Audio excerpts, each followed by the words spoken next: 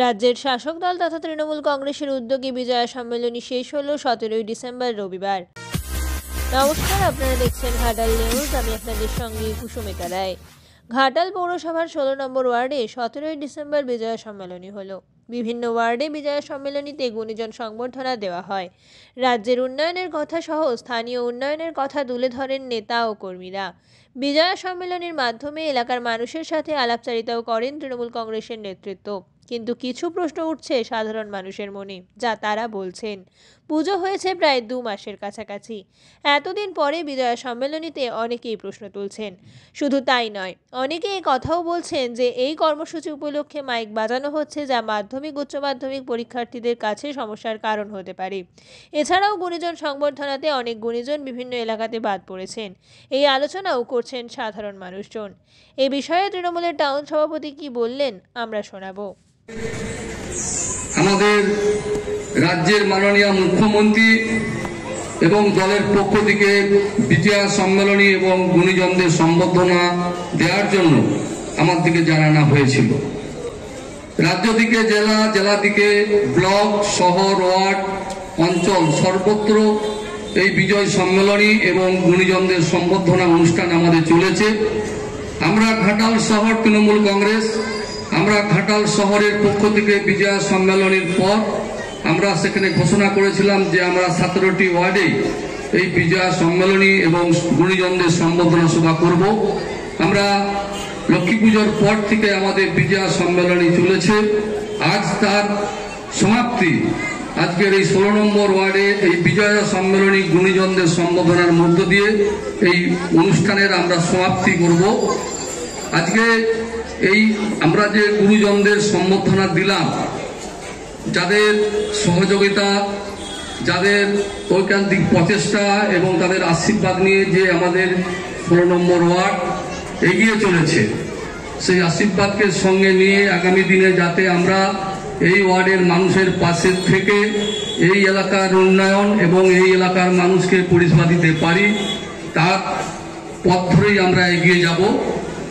আজকে যার দিকে আমরা সম্বর্ধনা দিলাম 16 নম্বর ওয়ার্ড, অনেক বড় ওয়ার্ড, অনেক গুণী মানুষ আছেন এখানে। হয়তো সবাইকে তারা এই ওয়ার্ড কমিটি আহ্বান করতে পারেননি। আগামী দিনে আমাদের চেষ্টা থাকবে আগামী দিনে যাতে আরো বড় করে এই গুণীজনদের সম্বর্ধনা সভা 16 নম্বর ওয়ার্ড কমিটি করতে পারে, আপনারা সহযোগিতা করবেন। আমি আজকে যদিও বিজয়া সম্মেলনী এবং গুণীজনদের সম্বর্ধনা সভা, তবুও আমি কয়েকটা কথা বলবো যে বর্তমান রাজ্যের রাজনৈতিক পরিস্থিতি আপনারা প্রত্যেকেই দূরদর্শন, পত্রপত্রিকা, সোশ্যাল মিডিয়ায় লক্ষ্য করছেন।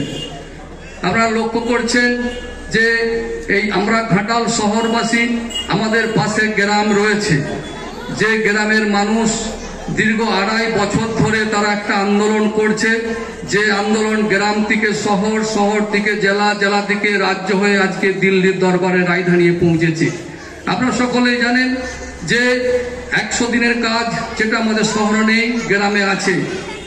সেই গ্রামের মানুষ যারা তাদের সংসারের একটু আর্থিক সচ্ছলতার জন্য তারা এই জব কার্ড 100 দিনের কাজ করেছিলেন, তাদের আজকে প্রায় 2.5 বছর ধরে কেন্দ্রের বিজেপি সরকার টাকাটা আটকে রেখেছে ইচ্ছাকৃতভাবে একটা অজুহাত দিয়ে। বলছে হিসাবের ভুল আছে, তাই 100 দিনের কাজের টাকা পেমেন্ট করা যাচ্ছে না। আমাদের দলনেত্রী মমতা বন্দ্যোপাধ্যায়, দলনেতা অভিষেক বন্দ্যোপাধ্যায় অত্যন্ত পরিষ্কার করে বলেছেন যে যদি কোথাও 100 দিনের কাজের হিসাবের গন্ডগোল থাকে, তাহলে সেই জায়গার টাকাটা বন্ধ রেখে হিসাবটা আগে পরিষ্কার হোক, তারপরে টাকা দেবেন। কিন্তু যেখানে পশ্চিম বাংলার 23টা জেলা, প্রায় 350 ব্লক রয়েছে, লক্ষ লক্ষ মানুষ কাজ করেছে 2.5 বছর ধরে, যারা তাদের মাথার ঘাম পায়ে ফেলে কাজ করলো আর্থিক সচ্ছলতার জন্য, সংসারের বাচ্চাদের মুখে হাসি ফুটানোর জন্য, সেই টাকাটা ইচ্ছাকৃতভাবে আটকে রাখা হচ্ছে মিথ্যা অজুহাত দিয়ে। এটা চলতে পারে না। এই আন্দোলন আপনারা জানেন যে এই আন্দোলন একদম বুথ থেকে, অঞ্চল থেকে, ব্লক থেকে, জেলা হয়ে, রাজ্য হয়ে দিল্লি পর্যন্ত পৌঁছেছে আমাদের সর্বভারতীয় সাধারণ সম্পাদক অভিষেক বন্দ্যোপাধ্যায়ের নেতৃত্বে। ঘাটাল মহকুমার আপডেট পেতে ঘাটাল নিউজ ইউটিউব চ্যানেলটি সাবস্ক্রাইব করুন এবং ঘাটাল নিউজ ফেসবুক পেজটি লাইক ও ফলো করুন।